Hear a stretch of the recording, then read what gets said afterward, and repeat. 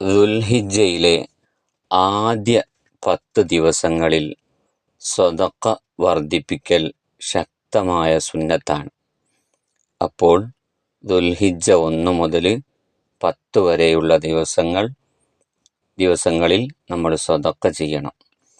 റമദാൻ കഴിഞ്ഞാൽ പിന്നെ സ്വതക്ക ചെയ്യാൻ ഏറ്റവും മഹത്വമുള്ള സമയം ദുൽഹിജ്ജ 1 മുതൽ 10 വരെയുള്ള സമയങ്ങളാണ്. അപ്പോൾ നമ്മൾ ദുൽഹിജ്ജ 1 മുതൽ 10 വരെയുള്ള ദിവസങ്ങളിൽ സ്വതക്ക ചെയ്യണം. അത് ശക്തിയായ സുന്നത്താണ്, മാത്രമല്ല വലിയ പ്രതിഫലമുള്ള കാര്യമാണ്. അപ്പോൾ സ്വതക്ക ചെയ്യാൻ നമുക്ക് നമ്മുടെ വീട്ടിൽ തന്നെ അവസരങ്ങളുണ്ട്. അഥവാ ഖുർആൻ പഠിക്കുന്ന കുട്ടികളുള്ള സ്ഥാപനങ്ങൾ, അതുപോലെ യത്തീം കുട്ടികൾ പഠിക്കുന്ന സ്ഥാപനങ്ങൾ, അതുപോലെ ഇൽമ് പഠിക്കുന്ന ദർസുകളുള്ള സ്ഥാപനങ്ങൾ, അതിൻ്റെയൊക്കെ പെട്ടികൾ, സംഭാവന പെട്ടികൾ നമ്മുടെ വീട്ടിലുണ്ടാവും. അതിൽ നമ്മൾ കൊണ്ട് കഴിയുന്ന ഒരു ചെറിയ സംഖ്യയാണെങ്കിലും ദുൽഹിജ്ജ 1 മുതൽ 10 വരെയുള്ള ദിവസങ്ങളിൽ നമ്മൾ ഇട്ടാൽ നമുക്ക് ഈ സുന്നത്ത് നമുക്ക് ലഭിക്കും. മഹത്തായ വലിയ പ്രതിഫലം നമുക്ക് ലഭിക്കും. അപ്പോൾ ഇൻഷാ അല്ലാഹ് അതെല്ലാവരും ശ്രദ്ധിക്കണമെന്ന് ഓർമ്മപ്പെടുത്തുകയാണ്.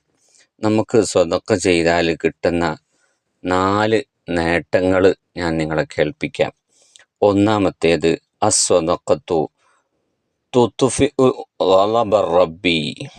സ്വതക്ക അള്ളാഹുവിൻ്റെ കോപത്തിനെ കെടുത്തിക്കളയും. സ്വതക്ക നമ്മൾ ചെയ്താൽ അള്ളാഹുവിൻ്റെ കോപത്തിൽ നിന്ന് നമുക്ക് രക്ഷപ്പെടാൻ പറ്റും.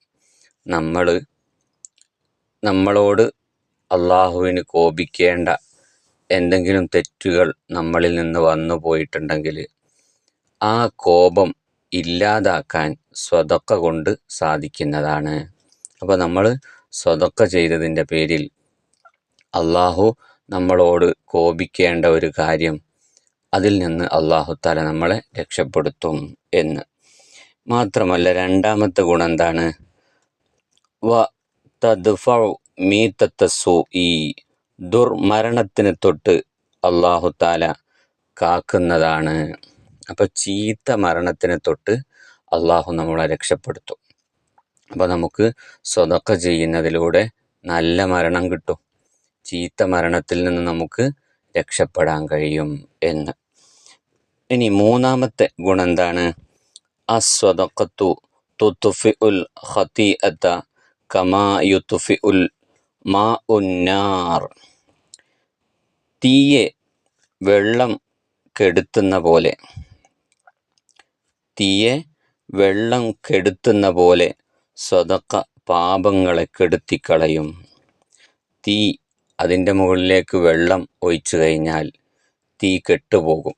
അതുപോലെ നമ്മുടെ പാപങ്ങളെ സ്വതക്ക ഇല്ലാതാക്കി കളയും എന്ന്. നമ്മുടെ പാപങ്ങളെ പൊറുപ്പിക്കാൻ സ്വതക്ക കാരണം ആവും എന്ന്. മാത്രമല്ല, നാലാമത്തെ ഗുണം എന്താണ്? ബാബു സ്വതക്ക എന്ന് പറഞ്ഞ ഒരു കവാടം സ്വർഗത്തിലുണ്ട്. സ്വതക്ക ചെയ്യുന്നവർ പ്രവേശിക്കുന്ന കവാടം. ആ കവാടത്തിലൂടെ വിളിക്കപ്പെടും സ്വതക്ക ചെയ്യുന്നവരെ എന്നാണ്. അപ്പോൾ സ്വതക്ക ചെയ്തത് കാരണം നമുക്ക് ബാബു സ്വതക്ക എന്ന് പറഞ്ഞ സ്വതക്ക ചെയ്യുന്നവർ പ്രവേശിക്കുന്ന കവാടം എന്ന ആ കവാടത്തിലൂടെ പ്രവേശിക്കാൻ നമുക്ക് കഴിയും എന്നുള്ളതാണ്. അപ്പോൾ സ്വതക്ക ചെയ്താൽ ഇത് മാത്രമല്ല, ധാരാളം വേറെയും ഖുർആനിലും ഹദീസിലും പ്രതിഫലങ്ങൾ പറയുന്നുണ്ട് സ്വതക്ക ചെയ്യുന്നവർക്ക്. അപ്പോൾ വലിയ പ്രതിഫലമാണ് സ്വതക്ക ചെയ്യുന്നത് കൊണ്ട് നമുക്ക് ഉണ്ടാവുന്നത്.